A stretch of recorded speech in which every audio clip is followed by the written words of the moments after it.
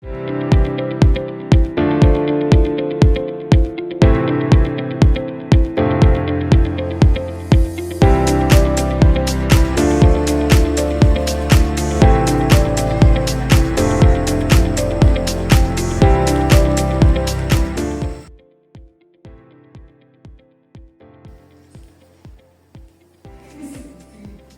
pagi Bapak Ibu. Terimalah salam bahagia dari saya. Assalamualaikum warahmatullahi wabarakatuh. Salam sejahtera untuk kita semua. Namo Buddhaya, Om Swastiastu. Baik, pada pagi hari ini, adapun kegiatan kita adalah diseminasi budaya positif yang ada di sekolah, di mana perkenalkan saya selaku fasilitator, kalau guru penggerak, rekognisi juga di angkatan 10 Kabupaten Solok dan Kabupaten Dharmasraya di Sumatera Barat. Nah, demikian perkenalan saya. Baik Bapak Ibu, sebelum kita mulai kegiatan kita pada pagi hari ini, bagaimana kabarnya kegiatan ini? Baik, luar biasa Bapak Ibu. Sebelumnya kita akan melakukan stretching dulu, ya.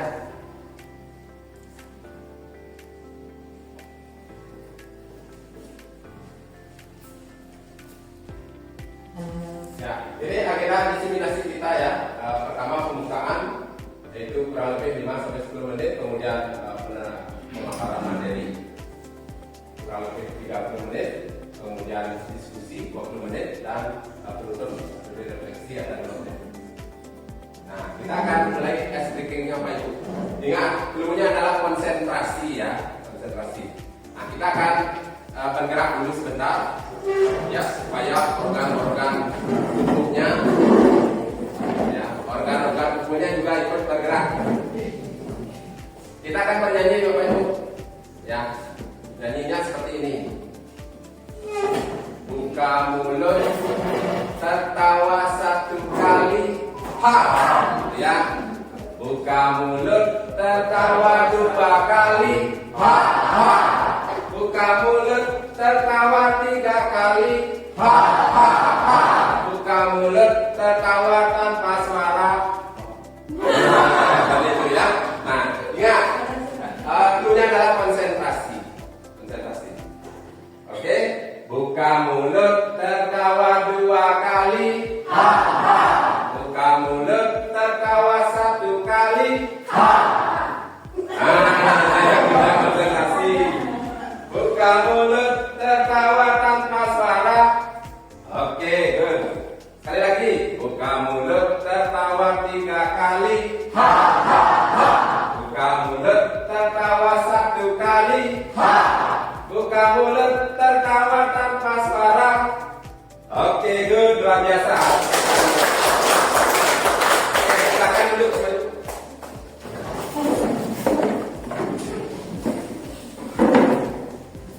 Nah, kita akan lakukan kegiatan seperti ini. Cobalah buka. Ya, cobalah buka. Nah, di sini saya akan memilih salah satu guru sebagai orang A.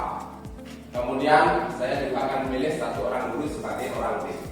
Nah, tugasnya untuk guru A itu adalah melakukan genggaman sekeras-kerasnya, karena guru A itu meyakini bahwa di genggamannya ada barang yang sangat berharga, Pak. Ya, barang, yakini di sini ada barang yang berharga. Nah, kemudian tugas guru B adalah merayu, membujuk, boleh digoda, boleh diapakan juga boleh. Ya, sehingga guru A ini bisa atau mau membuka tangannya. Oke, di sini saya akan memilih Bapak kita pegang sebagai guru A. Silakan Pak di depan. Ya. Bapak pegang. Coba buka tangannya. Bapak meyakini di sini ada suatu benda yang sangat berharga bagi Bapak, sehingga orang lain tidak akan bisa memberikan atau memberikan perintah kepada Bapak untuk bisa membuka kecuali Bapak memang benar-benar ingin membuka sendiri. Baik, silakan. Saya pilih guru B, Ibu Riani. Silakan, Bu Riani, silakan keluarkan kemampuan Ibu dalam merayu Bapak Regem, kemudian memberikan kata-kata boleh seperti apa supaya ini bisa terbuka. Silakan. Terima kasih. Ya. Bapak, gimana kabarnya hari ini? Sehat? Kabarnya baik, sehat, bahagia. Alhamdulillah sudah kelihatan Ya. dari senyumnya Bapak luar biasa, sangat bersemangat. Ya, Pak, kalau boleh nggak saya minta bantuan ke Bapak? Boleh nggak? Gitu dulu. masih bisa mungkin saya bisa. Berarti saya dibantu ya? Ya, Oke, jadi jadi. oke, kalau gitu saya minta tolong dibantu dibuka tangan kanannya. Tadi Bapak kan sudah janji. Kalau untuk ini, saya pikir dulu. Ini soalnya ada yang apa namanya? Kalau saya buka ada yang nggak bisa, soalnya nggak bisa. Tapi di sisi lain Bapak udah janji loh tadi sama saya. Janji itu nggak bisa dikali loh Pak. Bapak laki-laki loh. Ya, saya Oh iya, laki-laki harus tidak boleh ingkar janji loh. Apalagi sama perempuan. nah, nggak bisa. Iya. Karena sekarang Bapak ingkar janji, berarti Bapak sebagai laki-laki cemen. Bukan itu sih mas. Kalau saya laki-laki, ya, memang laki-laki luar biasa. Tapi di satu sisi lain ada yang nggak bisa saya buka ini gitu. Tapi janji loh Pak, janji. Ya memang saya janji gitu. Tapi ini bagaimana? Janji. Ini ada ini soal bagaimana ya? Saya pikir dulu. Iya, janji itu bagi laki-laki itu hal terpenting loh Pak. Ya, Nggak bisa diingkari loh. saya mengerti. Tapi gimana ya? Dan janji itu sangat berpengaruh sekali loh Pak terhadap image, pencitraan Bapak. Kalau sampai sekarang Bapak ingkar janji, pastinya saya akan cerita loh ke orang-orang. Gimana? Pilih ini apa? Tapi yang sama ini. Sedikit aja. Boleh. Iya, jadi sebagai laki-laki Iya. apa namanya? Enggak diri loh Pak. Iya. Iya. Di satu sisi ini barang ini ya karena ya saya jadi pusing jadi Iya. Harga diri loh Pak. Kadang orang berkorban segalanya Pak. Untuk apa? Untuk melindungi harga diri. Yo, Bapak pikirkan kembali tuh. Gimana? saya Ayo dibuka aja sih Pak. Simpel aja. Gampang loh. Ya, sekian deh, udah selesai. Gimana? Ayo dibuka. Ayo dong Pak, dibuka. karena saya memikirkan risikonya lebih besar Iya. daripada ini daripada apa namanya saya sebagai laki-laki Seorang laki-laki. terpaksa saya harus membuka ini Ayo, karena silakan. saya gimana ya Ayo Pak, nggak usah mikir-mikir lagi. Ayo dibuka aja loh Pak. Sudah nggak sabar ya nunggu apa sih di sini? Isinya. Iya. Ayo Pak, dibuka Pak. Dibuka. Ayo teman-teman. Ayo dibuka. Dibuka. Dibuka. sebagai laki-laki ya. Ayo Pak, dibuka. Oke, Yeay. ya, terima kasih. Silakan duduk kembali, Pak Ibu. Luar biasa. Ternyata Ibu Riani luar sekali. Nah, sebenarnya yang digenggam daripada Bapak genggam itu adalah hal yang paling berharga dalam hidupnya. Ternyata Ibu Riani bisa membuka. Nah, apa yang terkandung di dalam permainan tadi, Pak Ibu?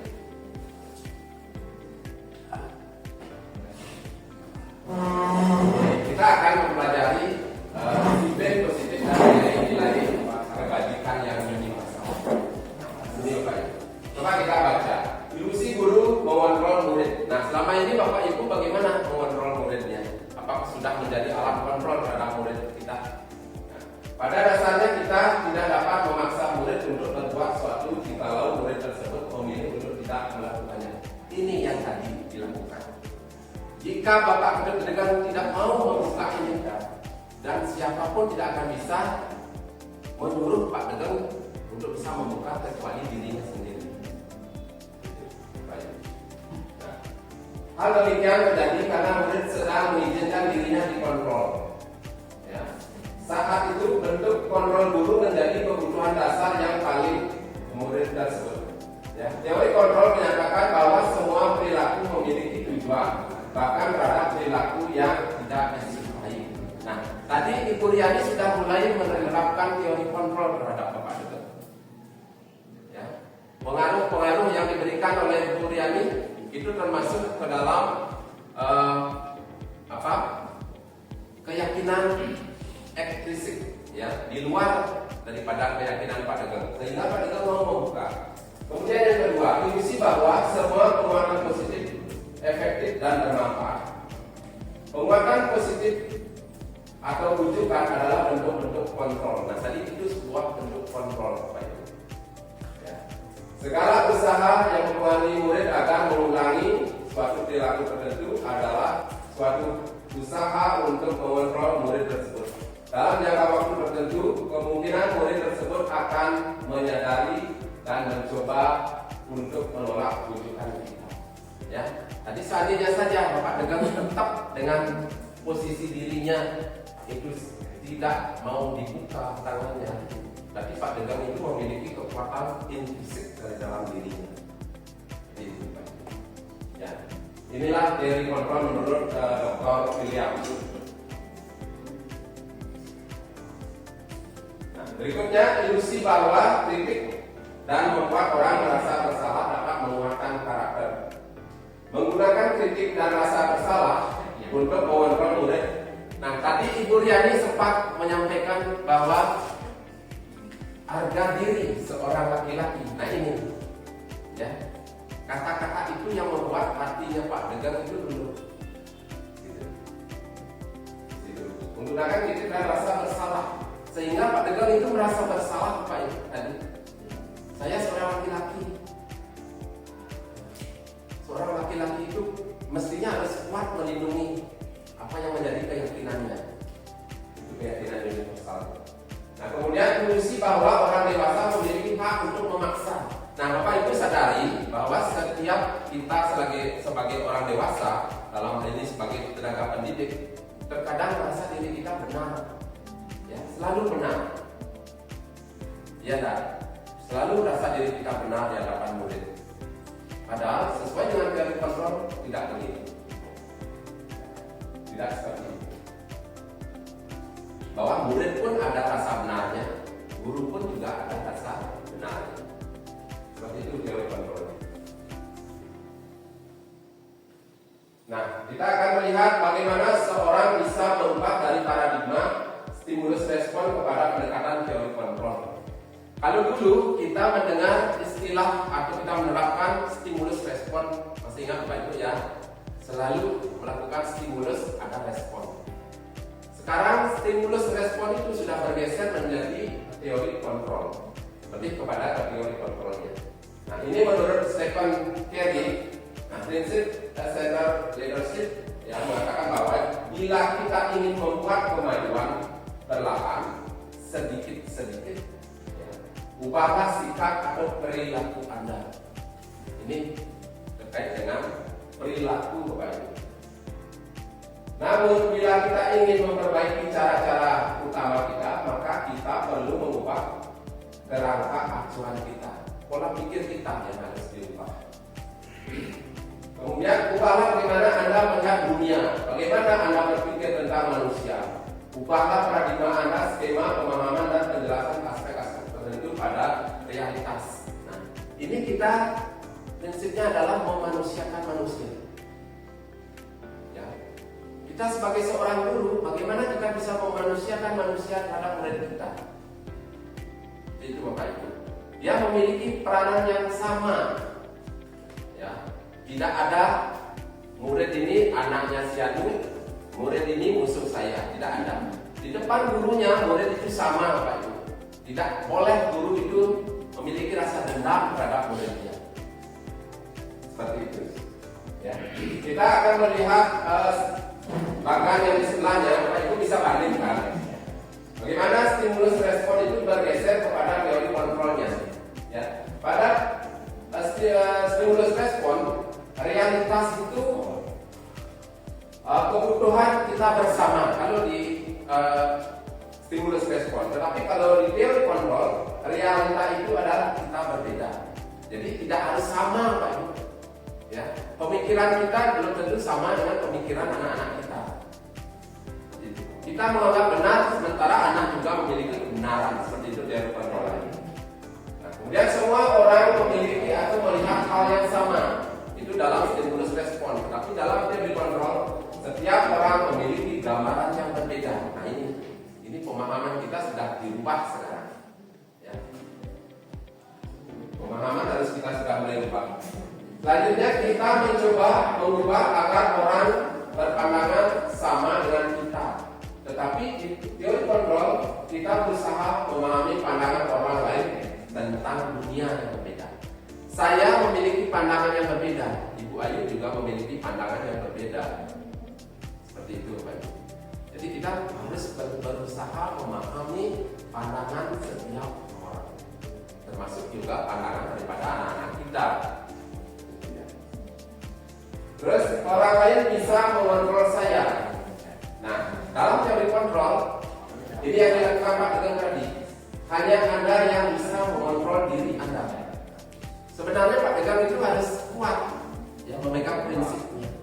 Apapun godaan dari luar, itu mestinya tidak sampai kebuka itu. Apalagi itu adalah hal yang paling berharga dalam dirinya Pak Tegang. Kemudian saya bisa mengontrol orang lain. Dalam teori kontrol, Anda tidak bisa mengontrol orang lain, ya, karena seperti apa yang saya sampaikan tadi, prinsip, ya, masing-masing orang itu memiliki prinsip. Selanjutnya, pemaksaan pada saat bujukan gagal. Ya, dalam teori kontrol, kolaborasi dan konsentrasi menciptakan pilihan-pilihan baru. Jadi kita sudah tidak zamannya memaksa lagi anak-anak. Nah, Bapak Ibu mungkin mengenal dengan istilah pembelajaran diferensiasi. Dalam pembelajaran diferensiasi itu adalah kita memberikan pilihan kepada anak-anak sesuai dengan kebutuhan dan keinginan gaya belajar mereka. Kita tidak akan bisa memaksakan anak yang pintar di matematika juga harus pintar dalam menggambar, tidak bisa, Pak Ibu. Jadi, karena masing-masing individu itu sudah membawa kepintaran, sudah membawa potensi mereka sejak lahir. Nah, Bapak Ibu dulu pernah mendengar istilah tabula rasa? Masih ada yang ingat apa itu tabula rasa? Tabula rasa? Pernah mendengar? Benar? Lupa ya? Ya. Anak itu bagaikan kertas kosong, ya, Bapak Ibu bebas untuk coret dan gambar sesuai dengan keinginan Bapak Ibu. Tetapi paradigma itu sudah bergeser sekarang, Bapak Ibu. Sudah tidak ada lagi kolaborasi. Anak-anak itu sudah membawa gambaran sejak lahir sekarang. Ya. Terus tugas kita apa? Menebalkan goretan yang masih samar-samar yang ada dalam diri anak-anak. Itu tugas kita sebagai seorang guru. Nah, coretan itu kadang ada yang sedikit kurang, ada yang kurang sekali, dan ada yang sudah kelihatan tebal. Nah, tergantung Bapak Ibu nanti menebalkannya itu, kemudian membuat hidup mereka menjadi berwarna. Seperti itu Bapak Ibu ya. Nah, kemudian model berpikir menang kalah. Kalau dulu kita pasti, guru itu pasti selalu menang atau selalu benar, pasti selalu benar. Dengan apapun kita harus meyakini bahwa diri kita benar. Tetapi dengan teori kontrol, model berpikirnya menang-menang sekarang. Kita benar, murid juga benar. Ya. Kita tidak bisa menghakimi bahwa dia salah. Dia benar menurut sudut pandangnya. Nah, itu dalam teori kontrol. Baik, kita lanjut Bapak Ibu.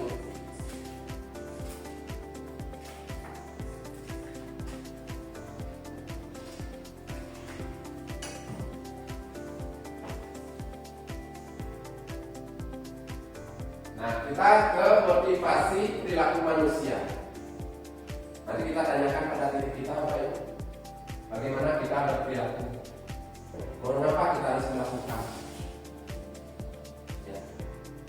Apa kita lakukan sesuatu karena ada dorongan ataukah ada imbalan tadi? Kira-kira jawabannya seperti apa? Bapak Ibu mungkin memiliki. Saya datang ke sekolah karena saya takut dimarahi oleh kepala sekolah, itu misalnya. Kira-kira Bapak Ibu ada yang berpendapat?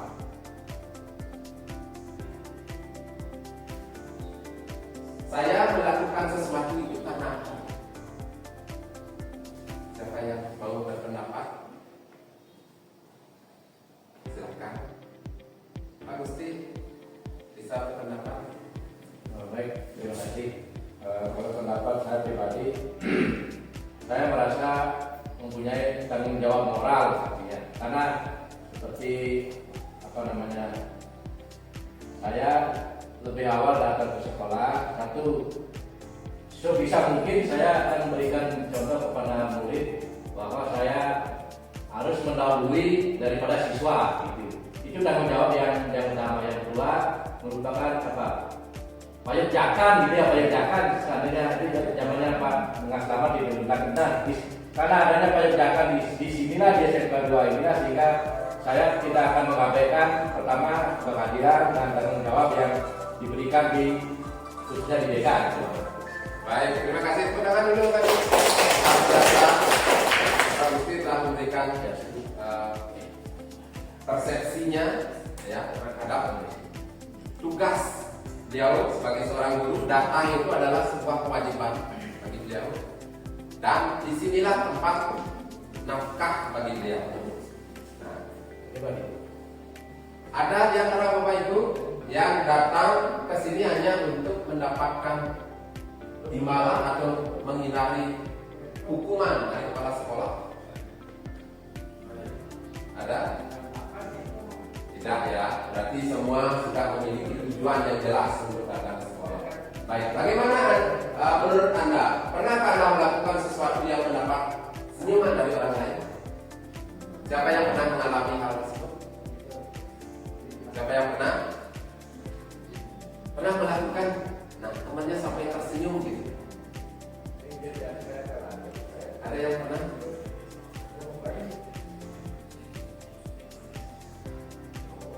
Ya, mudah-mudahan setiap kegiatan kita selalu kita mendapatkan pujian atau senyuman ya. Tetapi bukan itu tujuan utama kita. Kita hanya melakukan tugas yang semestinya memang kita harus lakukan. Nah, ini untuk ada 3 motivasi perilaku manusia, Bapak Ibu. Yang pertama untuk menghindari ketidaknyamanan atau hukuman. Ini ada perilakunya. Nanti silakan Bapak Ibu cocokkan. Nah, pada tingkat ini adalah tingkat paling rendah Bapak Ibu. Ya, tingkat paling rendah daripada motivasi perilakunya. Sehingga hukuman itu merupakan hal yang paling menakutkan bagi dirinya. Sehingga dia melakukan sesuatu untuk menghindari sebuah hukuman atau ketidaknyamanan.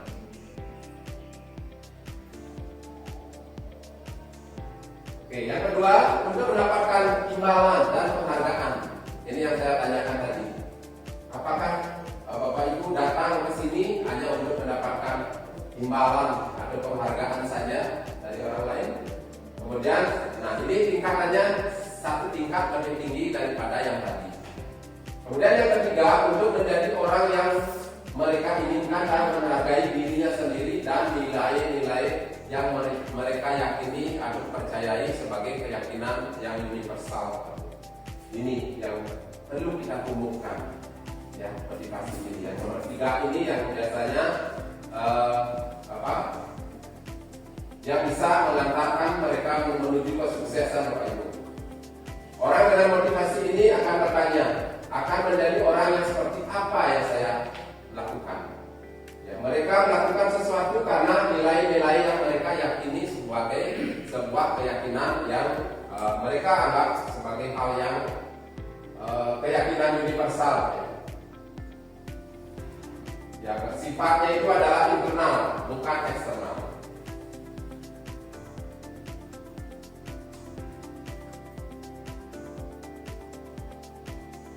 Nah, kita lanjut ke keyakinan kelas, Bapak Ibu. Nah, Bapak Ibu mungkin yang hadir di sini pernahkah melakukan hal seperti ini sebelum pembelajaran dimulai? Ada yang pernah? Siapa yang pernah? Angkat tangan. Siapa yang sudah melakukan ini? Ada? Ada yang sudah melakukan atau membuat keyakinan kelas atau kesepakatan kelas sebelumnya? Sudah ya? Baik. Nah, mengapa keyakinan kelas? Mengapa tidak peraturan kelas saja? Nah, ini jawaban. Ini ada sebuah pertanyaan, ya, pertanyaan pemantik untuk Bapak Ibu nanti bisa jawab, dan saya bisa mendapatkan jawaban dari Bapak Ibu. Yang nomor satu, mengapa kita memiliki peraturan tentang penggunaan helm pada saat mengendarai sepeda motor?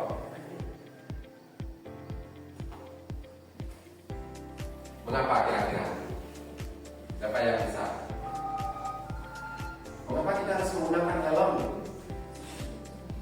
Iya, Mungkin selamatan. jawabannya Bapak Ibu itu adalah untuk keselamatan. Ada enggak yang menggunakan helm hanya untuk menghindari polisi? Ada. Pastinya. Gaya juga, oke. Nah, kemudian pertanyaan yang kedua, mengapa kita memiliki peraturan tentang penggunaan masker dan mencuci tangan? Nah, pasti jawabannya adalah karena Bapak Ibu meyakini bahwa dengan mencuci tangan, menggunakan masker itu adalah untuk menjaga kesehatan, keselamatan. Kita lanjut ke keyakinan kelas. Ya. Inilah keyakinan kelas atau kesepakatan kelas yang Bapak Ibu buat sebelum pembelajaran dimulai. Nah, nilai-nilai keselamatan atau kesehatan inilah yang kita sebut sebagai keyakinan. Apa tujuannya kita membuat sebuah keyakinan kelas, Pak Ibu? Apa tujuannya kira-kira?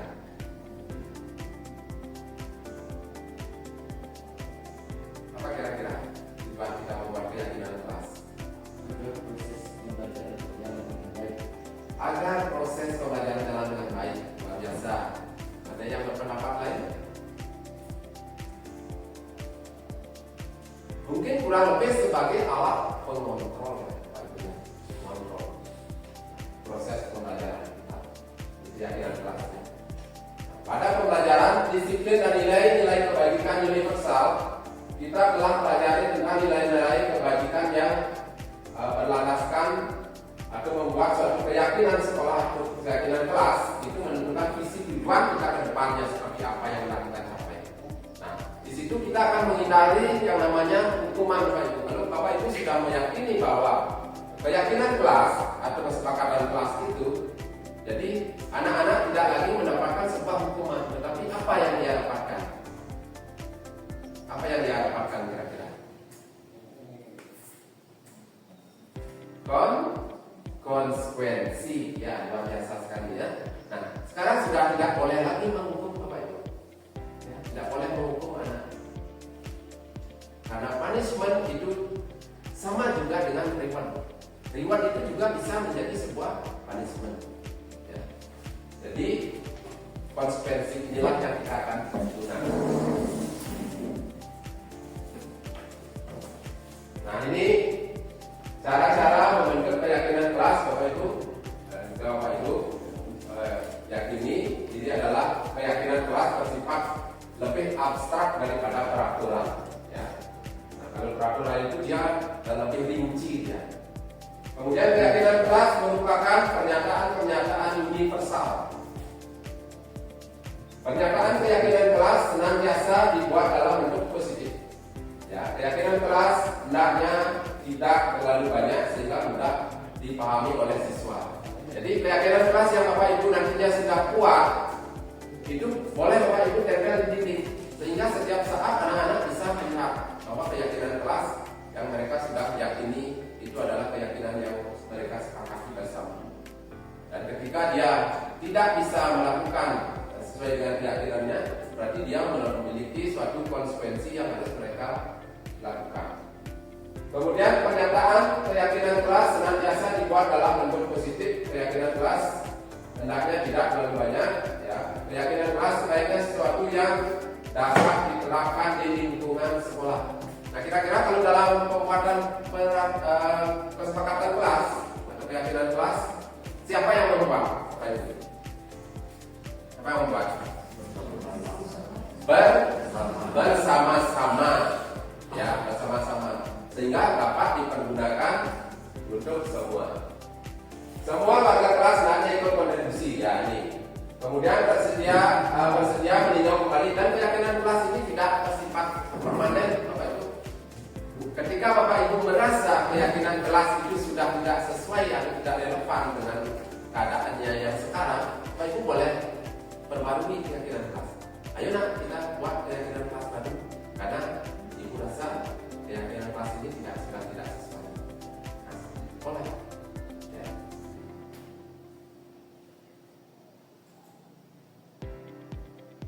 Nah, ini salah satu contoh keyakinan kelas, ya. Saya ambil 3 contohnya. Nah, setiap anggota kelas perlu belajar, jadi salah satu contohnya. Setiap anggota kelas perlu senang. Nah, ini. Jangan lupa membuat bahagia dan senang, ya, peraturannya atau kesepakatan kelasnya. Nah, selalu bersikap positif. Ya, di situ ada yang keyakinan kelas 7 itu ada hormat, bekerja, dan diterima dan dimiliki. Nah, itu poin-poin yang harus mereka miliki. Baik, kita lanjut. Bapak Ibu juga harus meyakini bahwa ada 5 kebutuhan dasar manusia. Ya. Harus diyakini. Nah, yang pertama, kebutuhan dasar manusia itu adalah kebutuhan untuk bertahan. Ya. Mereka ada di tempat ini dan dia memiliki kebutuhan untuk bertahan. Bertahan dari apa? Bertahan untuk hidup, bertahan dari segala berbahaya, ya, bertahan untuk dirinya sendiri. Kemudian yang kedua, kebutuhan dasarnya adalah kasih sayang dan rasa diterima. Nah, bagaimana perasaan Bapak Ibu ketika ada di tempat ini, terus didiamin, tidak diajak ngobrol, sementara di sebelah sini ngobrol, sini tidak ada yang mereka tanya. Bagaimana perasaannya? Minder, ya, merasa bersalah, gitu ya. Apa ya yang terjadi pada diri saya? Nah, disitulah kebutuhan dasarnya adanya rasa kasih sayang dan rasa diterima. Kalau sudah berbaur dengan teman-teman yang ada di sini, itu pasti merasakan kasih sayang. Yang ketiga itu kebebasan, pastinya. Bapak Ibu juga harus memahami ada namanya POD, ya, pembelajaran orang dewasa. Bagaimana kita bergaul dengan sesama kita atau rekan sejawat kita, bagaimana kita dengan siswa kita, bagaimana kita dengan masyarakat yang ada di luar. Nah, itu ada pendidikan khusus di sini. Nah, itu perlu adanya kebebasan, Pak Ibu. Kebebasan dalam berekspresi, jangan ditekan. Anak-anak ribut itu adalah bagus. Dalam kurikulum Merdeka, kalau anak-anak itu sudah mau ribut, itu artinya kurikulumnya sudah jalan. Kalau anak-anaknya masih diam, bengong, ditanya juga tidak angkat tangan, kemudian disuruh menjawab juga diam, nah ini tidak jalan kurikulum Merdekanya. Jangan salah nanti. Ya, dia ingin kebebasan. Ini. Kemudian yang keempat itu kesenangan, fun, ya. Setiap orang pasti ingin senang. Ya, datang sekolah dengan perasaan senang. Ada di antara Bapak Ibu yang begitu mau datang ke sekolah sudah perasaannya jengkel. Ya, saya harus ke sekolah. Saya harus ketemu ini. Harus saya ini. Ya. Kalau sudah ada kata aduh di situ, Bapak Ibu tidak akan nyaman, tidak akan fun, ya, tidak akan senang. Ya. Ini kita butuh rasa senang ini. Dimana datang dan pulang dari tempat kerja kita dalam keadaan yang bahagia, tidak ada beban. Kemudian kebutuhan dasar yang terakhir yaitu penguasaan power ini. Setiap orang memiliki rasa ingin menguasai, ya menguasai entah apa itu pasti memiliki setiap orang. Seperti itu Bapak Ibu ya, kita harus sadari kita memiliki 5 kebutuhan dasar. Nah, kemudian kita melihat 5 posisi kontrol Bapak Ibu. Kira-kira dari 5 posisi kontrol ini Bapak Ibu ada di posisi yang mana? Ya. Penghukum, seorang penghukum bisa menggunakan hukuman fisik ataupun verbal. Nah, ini kita sering sekali lakukan Bapak Ibu. Sering sekali lakukan hukuman fisik maupun verbal. Dengan berkata-kata saja yang tidak sesuai dengan hati nurani anak-anak pun kita sudah menghukum dia.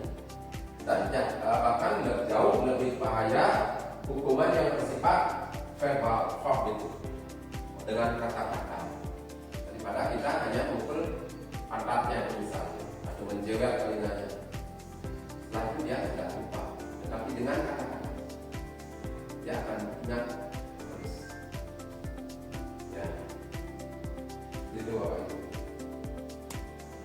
Kemudian posisi pada pembuat rasa bersalah, dan ini juga kita sering lakukan. Ya, sadar atau tidak sadar kita sering lakukan ini. Ini yang seperti saya sampaikan, membuat keheningan. Tiba-tiba dari ngobrol itu datang seseorang tiba-tiba hening. Nah, ini membuat rasa bersalah. Apa sih salah saya? Saya melakukan seperti ini.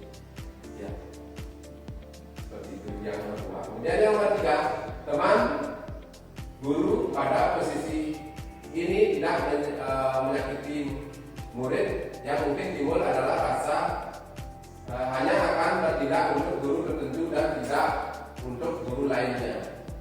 Nah, sebagai teman ya Bapak Ibu ya, sebagai teman, pernah Bapak Ibu merangkul muridnya, diajak ngobrol? Nah, itu posisi Ibu sudah sebagai teman. Ya. Posisi kontrolnya sebagai teman. Dengan sebagai teman itu kita akan terbiasa melakukan konseling di situ ya, konseling. Jadi kita paham sekali. Nah, kalau saya sendiri siswa yang jumlahnya 36 itu seiring berjalannya waktu dalam 1 semester saya paham betul bagaimana sifatnya, bagaimana karakter anak saya. Terus sampai ke rumahnya, di rumah dia sering melakukan apa, saya akan mencari informasi Bapak Ibu. Sehingga saya dekat sekali dengan anak saya gitu. Yang 36 itu kita dekat karena itu fungsi kontrol kita ada di posisi 3 yaitu teman. Kemudian di posisi 4 ada pemantau Bapak Ibu. Seorang komando sangat mengandalkan perhitungan catatan data dapat digunakan sebagai bukti atau perilaku seseorang. Ini biasanya kesiswaan yang sering melakukan posisi yang ini. Ya, dia memiliki catatan dalam posisinya sebagai komando. Ada nggak? BK juga sering melakukan ini. Ada nggak perkembangan anak saya setelah melakukan posisi? Nah, posisinya ada di situ biasanya. Nah, kalau kita bisa menerapkan kelima posisi kontrol ini sebagai seorang guru, nah ini memilah-milah posisinya Pak Ibu. Di mana harus saya lakukan posisi ini? Dan yang terakhir adalah manajer ini yang paling utama sebenarnya sebagai seorang guru.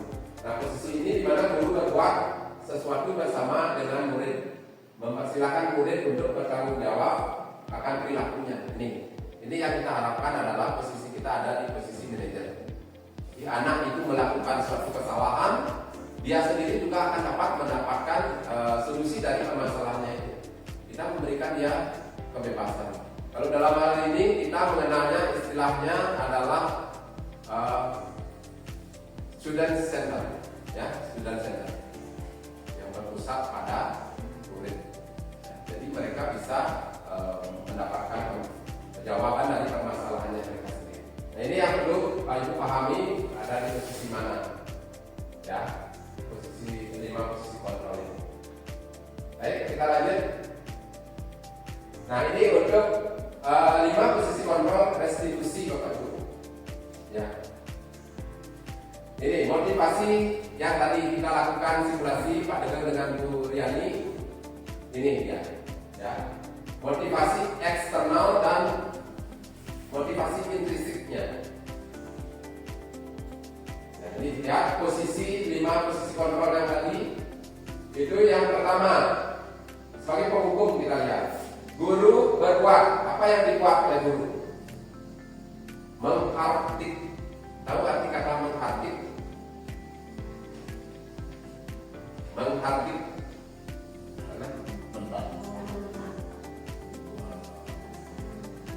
Membentak. Ada menyalahi di situ ya, artinya bisa membentak juga ada di sana. Itu menghardik. Ya, menghardik, menunjuk-nunjuk, menyakiti, menyindir. Ini perilaku penghukum itu, perbuatan gurunya.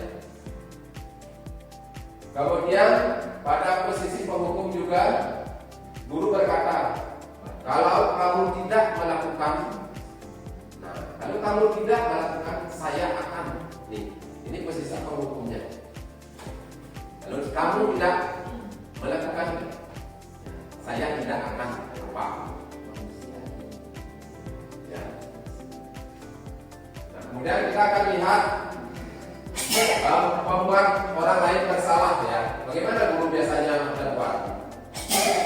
Berceramah, menunjukkan kekecewaan mendalam.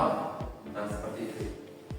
Bapak sangat kecewa sekali melihat kamu ini merasa bersalah. Jadi anak-anak itu akan merasa bersalah.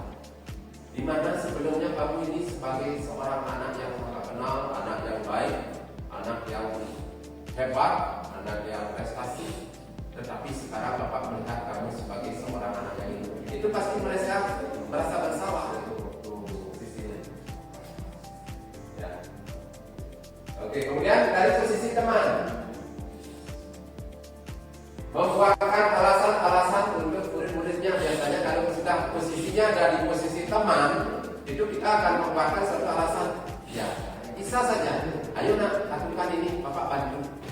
Ayo nak, Ibu berikan ini, silakan kamu. Ini posisinya sudah ada di posisi teman. Bagaimana dalam posisi manajer? Mengajukan pertanyaan-pertanyaan di situ. Nah, pertanyaan-pertanyaan itulah yang harus anak-anak jawab dan mendapatkan solusi daripada permasalahan. Oke, ini pada gurunya, Bapak Ibu, silakan bisa dibaca ya. Ini pada murid sekarang. Kalau dia ada di posisi penghukum, murid itu akan berkata, saya tidak peduli. Nah, kalau sudah keluar kata-kata saya tidak peduli, repot kita. Sudah tidak bisa. Ini dia posisinya sebagai penghukum. Kemudian di posisi yang nomor 2 itu dia akan berkata maafkan saya. Ya. Kemudian dia posisi teman, dia akan berkata saya pikir Bapak atau Ibu teman saya. Ya, seperti itu ya. Nah, dan seterusnya, Pak Ibu, silakan bisa dipahami 5 posisi kontrol restitusi. Nah, ini Bapak Ibu pernah mendengar istilah segitiga restitusi? Pernah mendengar segitiga restitusi? Pernah ya? Pernah ya. Nah, ini untuk langkah-langkah segitiga restitusi, Bapak Ibu bisa lihat ya. Yang pertama itu adalah menstabilkan identitas. Dalam teori kontrolnya apa yang kita lakukan? Kita semua akan melakukan hal terbaik yang bisa kita lakukan. Jadi pada posisi itu, nah anak-anak dalam posisi bersalah, kita akan menstabilkan identitasnya dulu. Tidak usah dihujat anak-anak itu ketika dia bersalah. Ajak dia ngomong, ya, ajak dia ngobrol, carikan ruangan khusus. Jangan di depan teman-temannya, carikan ruangan khusus. Nah, kita yang langkah pertamanya adalah menstabilkan identitasnya. Kita akan melakukan hal terbaik yang bisa kita lakukan. Nah, misalnya Selamat pagi, bagaimana kabarnya nak? Tadi ibu dengar kalian datang terlambat. Kamu datang terlambat informasi dari guru BK-nya. Nah, kira-kira apa yang membuat kamu bisa datang terlambat? Jadi anak-anak itu akan mau menyampaikan, saya datang terlambat karena dia ada alasan tertentu. Kita harus mendengarkan, tidak kita langsung hukum kamu datang terlambat, oke bersihkan WC-nya. Bukan. Ya, ini dulu kita lakukan restitusi namanya, baik. Ya, stabilkan identitasnya. Kemudian validasi tindakan yang salah. Ketika dia sudah sadar akan kesalahannya, kita tidak langsung menjudge bahwa dia salah. Nah, seperti apa? Kita yakini semua juga pernah melakukan sebuah kesalahan, termasuk juga bapak, termasuk juga ibu pernah melakukan kesalahan yang sama.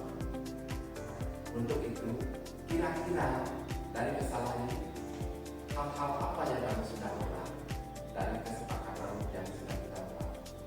Jadi dia akan menunjukkan, oh saya sudah melakukan kesalahan ini, saya tidak mematuhi kesepakatan yang sudah dibuat adanya. Dia akan mau berbicara seperti itu. Kemudian yang terakhir, kita akan menanyakan keyakinannya, ya, menanyakan keyakinannya.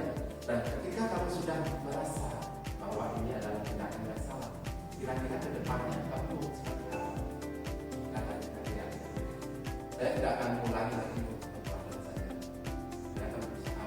Dan seandainya kamu kembali mengulangi apa yang bisa kamu lakukan, saya akan menerima konsekuensi yang seperti itu. Jadi clear sudah permasalahan. Tidak langsung kita marah. Jadi permasalahan itu akan selesai dengan dirinya sendiri.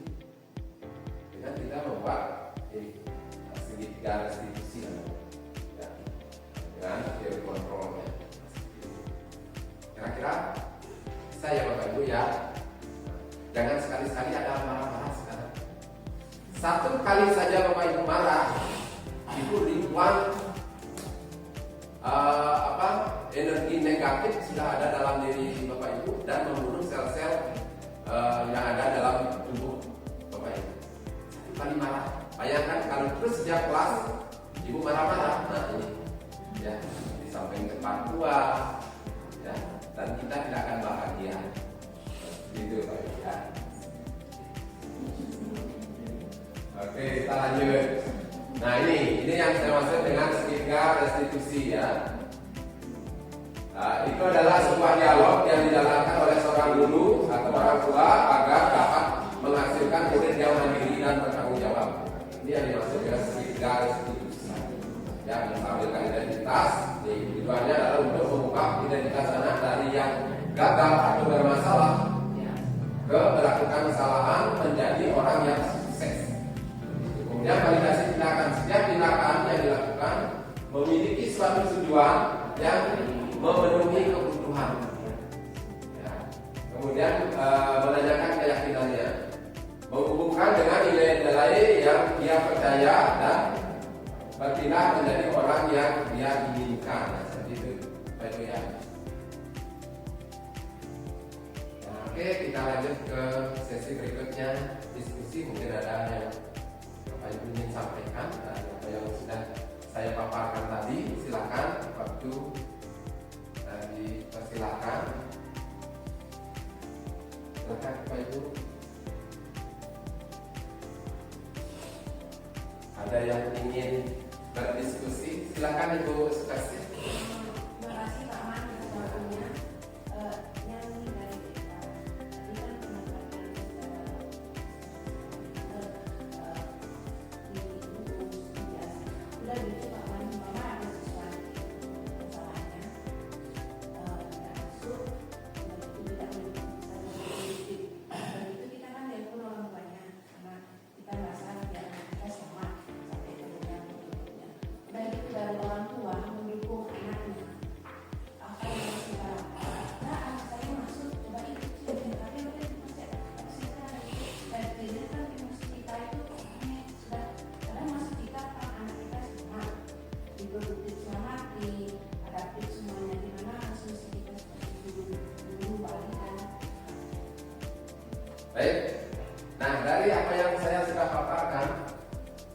Di segitiga restitusi Bapak Ibu,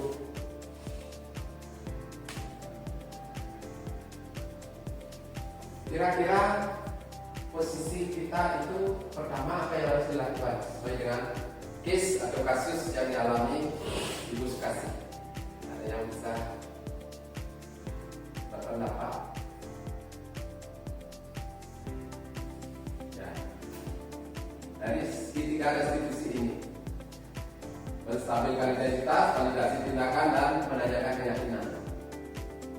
Kira-kira apa yang langkah-langkah yang harus kita lakukan sesuai dengan case? Anaknya tidak masuk, kemudian orang tuanya mendukung anaknya dengan menyalahkan gurunya. Apakah dia datang sekolah ini punya catatan lagi itu misalnya, tidak ada apa yang dilakukan? Kira-kira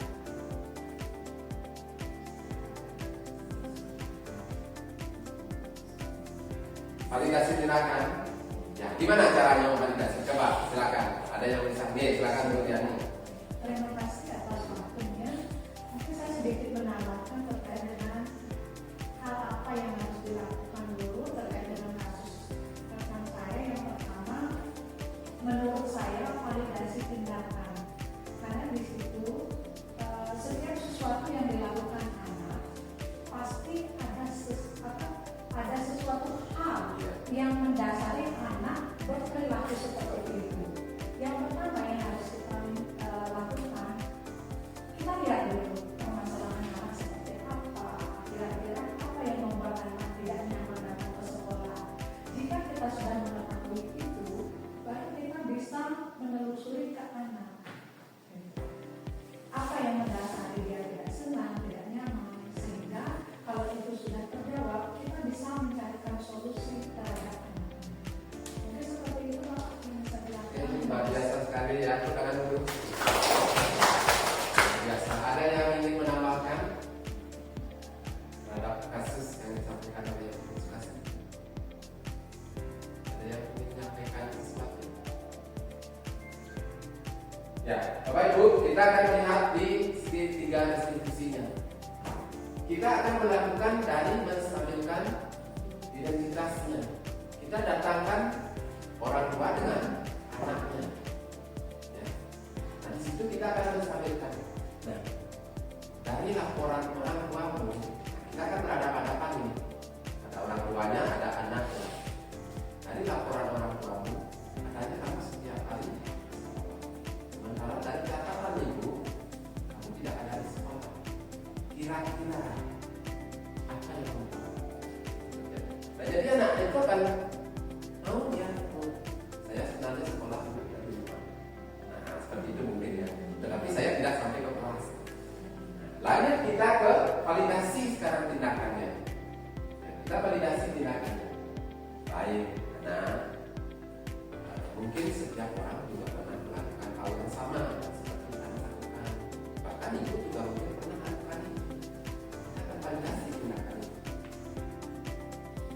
Kira-kira kenapa kamu dari rumah berangkat sekolah tetapi tidak ada di kelas? Ada apa alasan? Kita menanyakan alasannya. Saya diajak guru dari itu di sana. Terus saya tidak nyaman dengan pelajaran yang saya ikuti.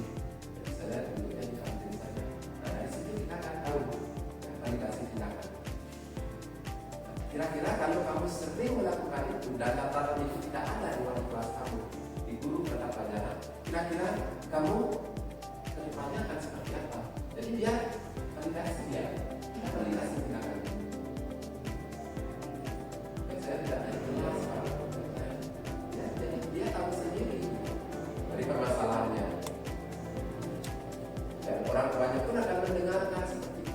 Jadi orang tua itu tidak ada alasan untuk menyalahkan gurunya. Dan terakhir kita akan menanyakan keyakinan. Setelah kejadian ini kira-kira mulai besok kamu apa yang akan kamu lakukan? Mulai besok saya akan kasih pertanyaan itu akan merubah perilaku anak-anak yang sudah tidak sesuai di awal. Ini yang harus kita lakukan, restitusi ini. Ketiganya, tidak boleh harus validasi saja, kita harus mulai dari atas. Itu untuk spesifik mungkin bisa, ada yang mungkin mau menambahkan? Ya. Oke, terima kasih ya Bapak Ibu sudah memberikan sebuah diskusi yang luar biasa juga pada diseminasi saya untuk kegiatan diseminasi budaya positif yang ada di sekolah. Bapak Ibu, selanjutnya kita akan ke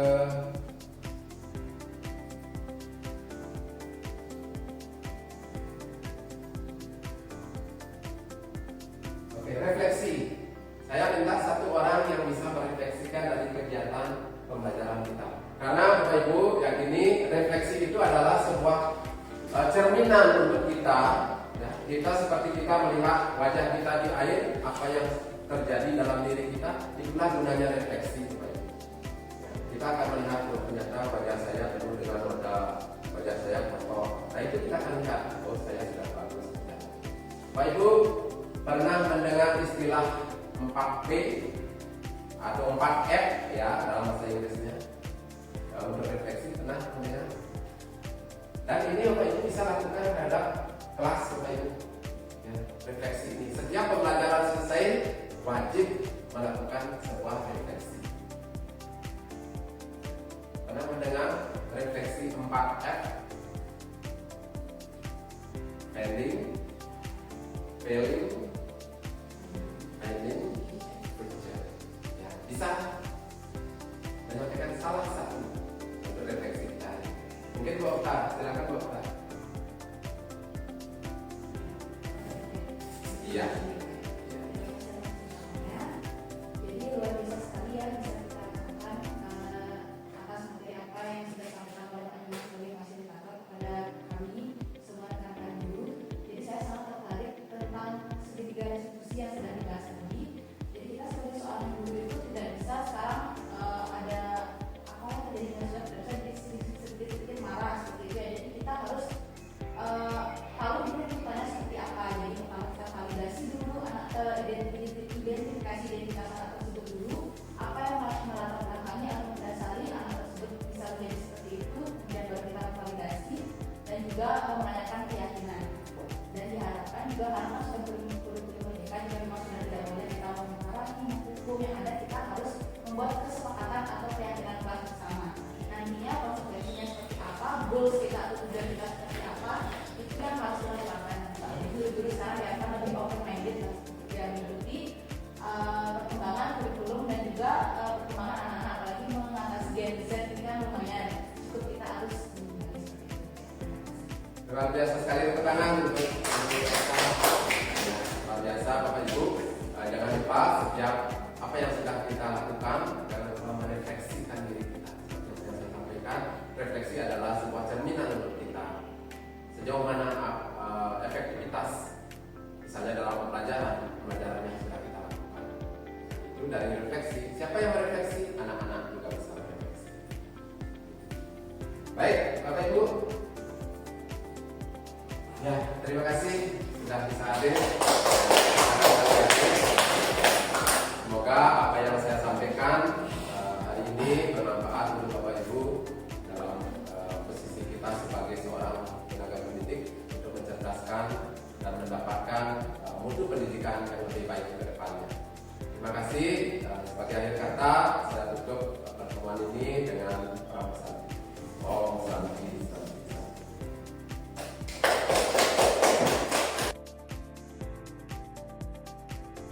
Om Swastiastu. Perkenalkan nama Tiai Ketete Yiswarke sebagai guru produktif perhotelan. Dia mengajar dasar-dasar perhotelan dari kegiatan tadi yang Bapak dilaksanakan di atas. Ini sangat positif karena kegiatan destinasi positif memberikan ilmu baru kepada Tiang untuk mengajar materi biar lebih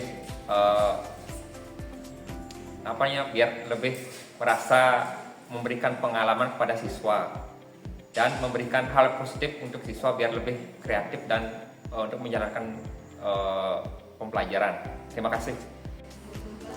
Om Swastiastu, perkenalkan nama saya Gusti Ayu Putu Suslawati. Saya guru produktif perhotelan mengampu pelajaran laundry. Dari diseminasi yang disampaikan oleh Pak Nyoman Sudarsanto tadi, saya memberikan tanggapan bahwa kegiatan tersebut sangat baik sekali. Jadi bagi saya pribadi sendiri, memberikan pengalaman baru terhadap budaya positif yang nanti akan saya praktekkan langsung dengan siswa saya di sekolah ini. Saya ucapkan terima kasih. Om Santi Santi Santi Om. Perkenalkan, nama saya Gusti Manis. Dengan mengikuti diseminasi budaya positif, saya berharap kepada siswa tentunya ada perbaikan di dalam mengikuti proses pelajaran, terutama dalam mengembangkan dirinya untuk di pengembangan karir, tentunya pada saat nanti setelah lulus dari SMK Negeri 2 Bangli yang sudah tentunya dapat membantu proses dalam karirnya, dan diseminasi ini tentunya dapat memotivasi. Saya akan memberikan motivasi kepada siswa yang mana nantinya pada saat bekerja akan mendapatkan hasil yang maksimal. Terima kasih.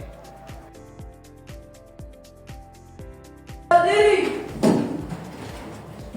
Tangan jaduman. Om Swastiastu. Berdoa mulai. Selesai. Baik, silakan duduk.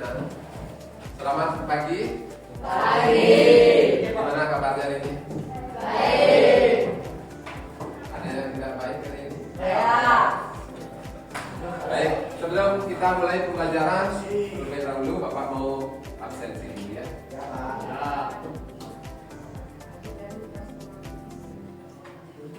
Ade Wahyu. Dewa Brown.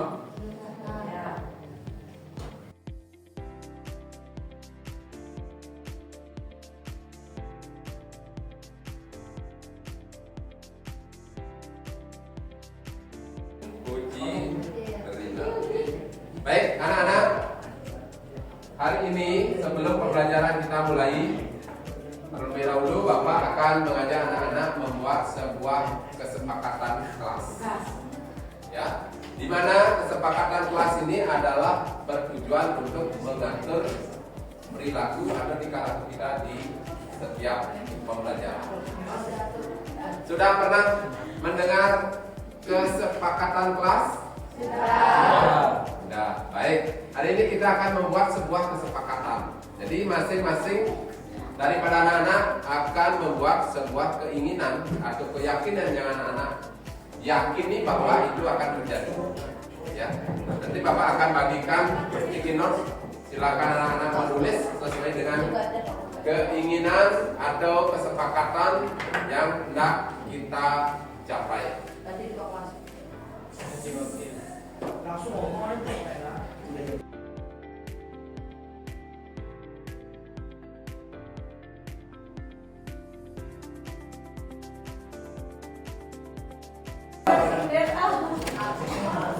Oke, silakan yang sudah dapat kertas, silakan langsung dituliskan keyakinan atau keinginan yang anak-anak harapkan.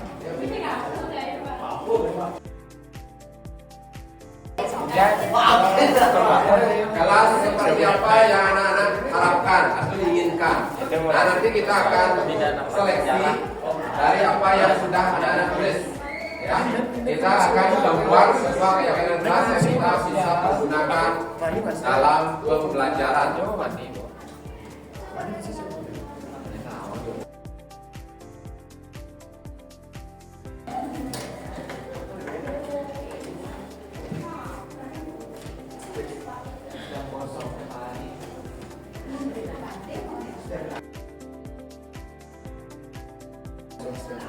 Saya dari 10 PH4 atas nama Ibu Tejepri Sugandara. Saya harap dengan disepakatinya kesepakatan kelas 10 PH4 bisa menjadi kelas 10 PH4 yang menjadi lebih baik dan disiplin ke depannya. Sekian, terima kasih.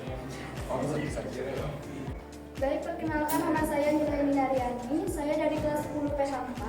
Saya berharap seluruh siswa 10 PH4 bisa melaksanakan instruksi yang telah disepakati. Terima kasih. Om Swastiastu.